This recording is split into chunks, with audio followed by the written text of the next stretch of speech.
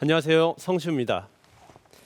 네, 저는 몸의 꼬임에 대해서 준비를 해봤는데요. 우선 비거리를 내는 데 있어서 중요한 게 세 가지가 있습니다. 바로 중심이동, 그리고 몸의 꼬임, 그리고 이렇게 코킹, 이렇게 세 가지가 있는데요.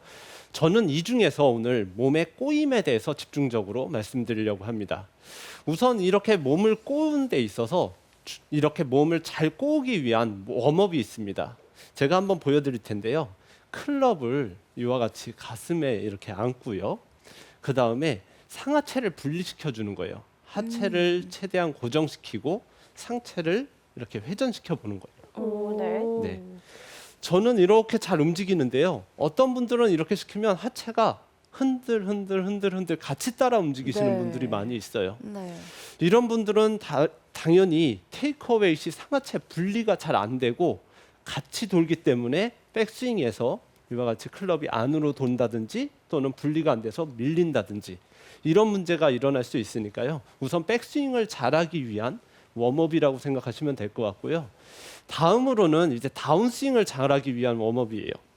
이번엔 반대로 상체는 고정시키고 하체를 돌려보는 거예요. 네. 오, 네, 굉장히 잘하시는데요. 너무 잘하시는데요. 굉장히 유연해 보이시네요.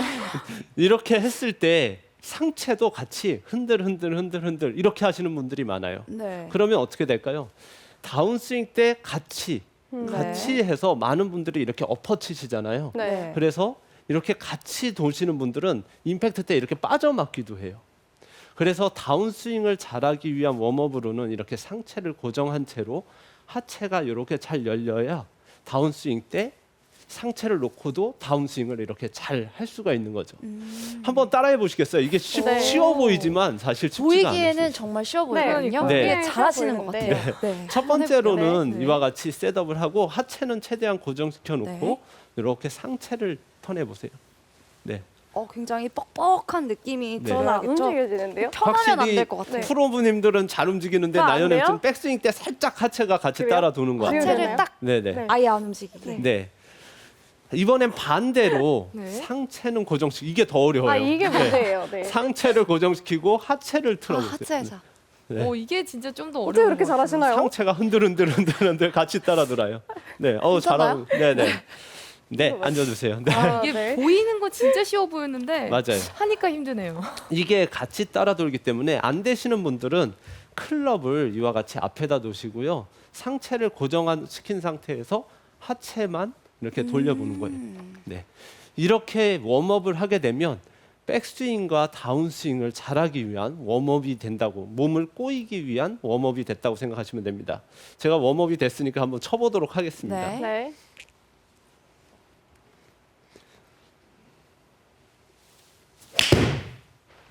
오, 굿샷. 와, 굿샷. 네, 웜업이 잘 돼서 그런지 공이 잘 아. 맞았는데요. 아이온 맞나요? 네. 지금과 같이 이렇게 웜업이 끝나고 나면 이제 다음으로 중요한 게 셋업입니다. 백스윙을 이렇게 하게 되면 보통 가장 좋은 몸의 꼬임은 어깨는 90도, 네, 어깨는 90도, 하체는 45도, 무릎은 22.5도 정도 도는 게 가장 이상적인 꼬임입니다. 네. 근데 제가 이와 같이 똑바로 서서 이렇게 꼬우게 되면 무슨 제한이 안 걸리고 그냥 꼬임이 그냥 편안하게 넘어가고 있어요. 네. 어깨가 90도가 돌았는데 허리도 제한이 안 걸리고 한 허리도 70도 정도가 돈 것 같고요. 무릎도 같이 따라 돌고 있습니다. 대신 이번에는 반대로 많이 숙이고 제가 셋업을 한번 회전을 해볼 거예요. 이와 같이 상체를 많이 숙이고 회전을 하게 되면 반대로 되게 제한이 걸려요. 네. 오. 일부러 잡지 않았는데 골반도 잡히고 무릎도 맞아요. 잡히게 됩니다. 그래서 이상적인 몸의 꼬임은 백스윙 때 무릎을 잡고 허리를 잡는 게 아니라 셋업 때 이상적인 몸의 각도를 잡고 돌리게 되면 저절로 돌아갈 땐 돌아가고 제어되는 곳은 제어되고, 그래서 아까 말씀하신 그 셋업이 저는 되게 중요하다고 생각하고 레슨 전에 되게 공감을 많이 했는데요. 우선 셋업에서 제가 볼 때는 가장 중요한 거는 골반을 이용해서 셋업을 했느냐 못했느냐가 되게 중요하다고 생각을 합니다. 네. 아까 류가영 프로님이 이렇게 기마 자세라고 얘기했죠. 네. 네. 이거 같은 경우에는 골반을 전혀 이용하지 못한 거잖아요.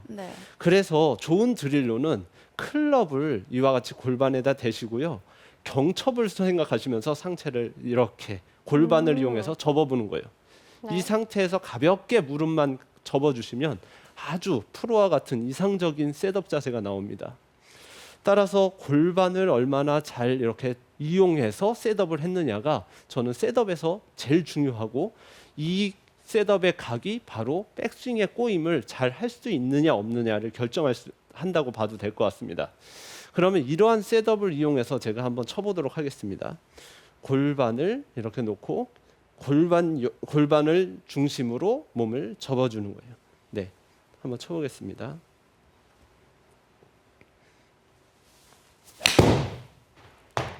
굿샷. 네, 성시우 프로의 스윙은 그냥 이상적이죠. 교과서네요. 네. 고맙습니다. 네. 네, 지금까지 이제 셋업을 말씀드렸는데요. 다음은 테이크어웨이입니다.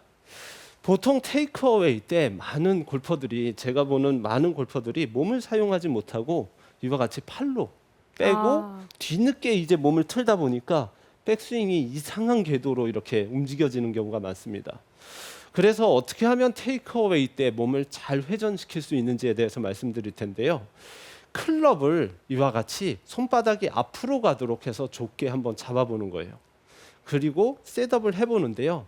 양팔은 최대한 핀 상태에서 최대한 손바닥 쪽이 지면을 바라볼 수 있도록 최대한 꺾어주세요. 네, 그럼 팔이 구부러지지가 않겠죠? 네. 이 상태에서 최대한 똑바로 몸을 밀어보는 거예요. 네. 이렇게 되게 되면 저 같은 경우에는 여기가 엄청 쓰인 느낌이 들어요. 다시 한번 해볼게요. 클럽을 바깥쪽으로 이렇게 하고 쭉 꼬우면 너무 높이 올릴 필요 없어요. 한 8시 정도까지 올려보면 지금 제 몸이 쭉 펴져 있는데요. 이렇게 하게 되면 프로와 같이 큰 아크를 통해서 비거리를 낼 수 있는 좋은 테이크어웨이가 됩니다. 그래서 지금처럼 이 꼬임의 느낌을 느껴보고 팔만 앞에다 놓으시고요. 지금 갈비뼈를 이렇게 사용한 느낌처럼 이렇게 해주시면 테이크어웨이가 상당히 큰 백스윙이 돼서 큰 아크를 통해서 거리를 낼 수가 있습니다. 제가 다시 한 번만 해보고, 자, 클럽을 앞으로, 손바닥이 앞으로 오게끔 잡고 여기서 손바닥을 최대한 젖혀주고요. 여기서 최대한 이렇게 이런 연습만 해주셔도 제가 몸을 잘 쓸 수 있는 테이크어웨이를 만들어주는 거예요. 네. 네. 손을 안 쓰게 될 것 같아요. 맞아요. 클럽을 이렇게 앞으로 놓고 팔을 안 쓰고 백스윙을 한다는 거는 그만큼 몸이 평소보다도 잘 이렇게 움직이고 있다는 거거든요. 이런 느낌으로 다시 한번 쳐보도록 하겠습니다.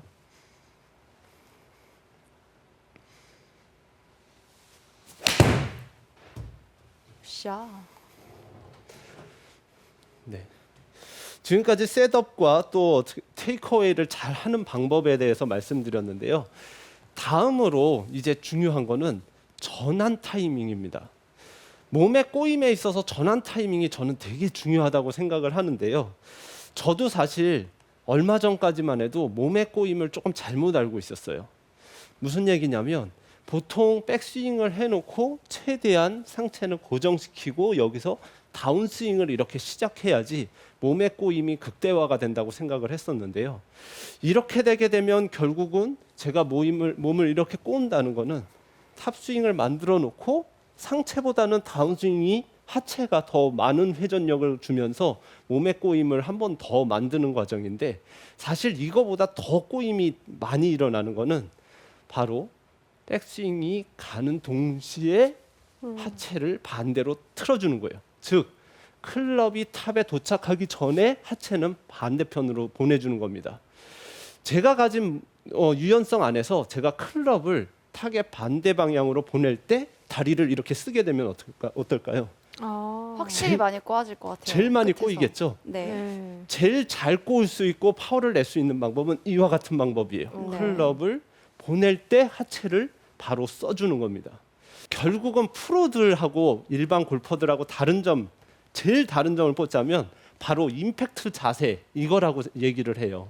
그런데 그 다음으로 이제 많이 다른 점을 찾자면 바로 탑스윙 전환 과정이라고 얘기를 합니다. 그래서 지금과 같이 탑을 오래 멈추면 멈출수록 그 내려오는 리듬감을 맞추기가 정말 힘든 거예요.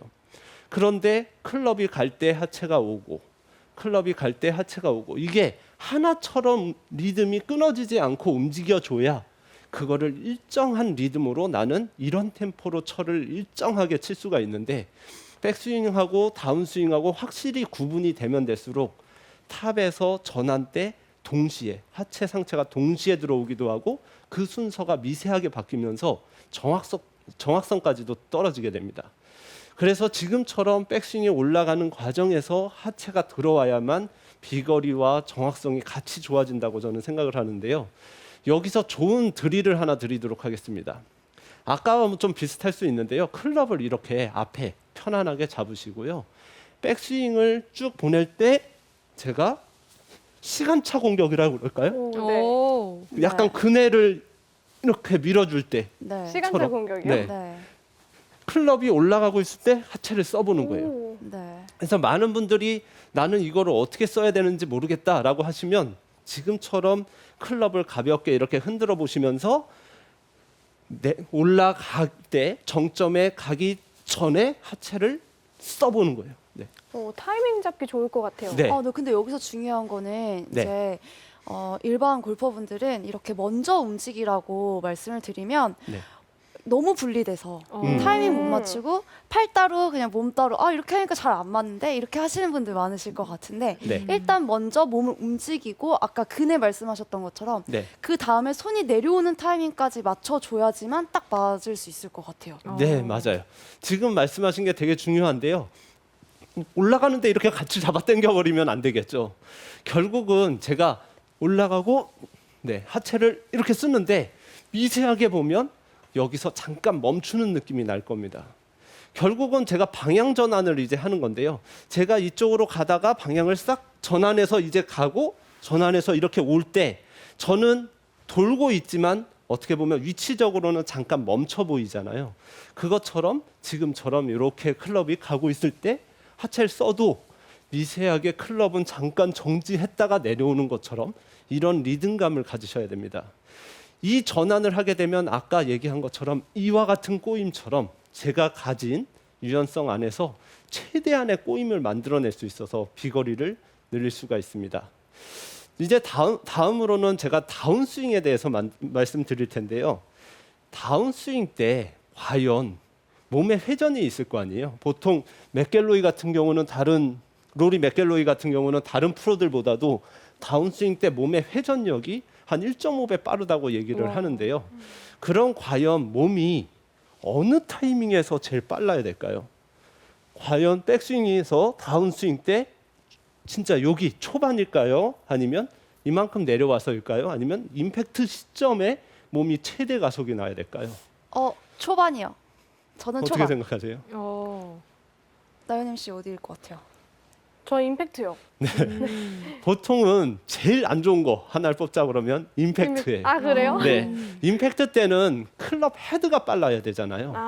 그러면 결국은 내려오다가 몸이 제어가 돼야지 헤드 스피드가 붙으면서 빨라지는데 이 구간에서 몸이 계속 빨라지면 클럽 헤드 스피드가 클럽이 치고 나가질 못해서 슬라이스가 나기도 하고 또 오히려 제어가 되면서 클럽 헤드 스피드를 가속을 못 시킵니다.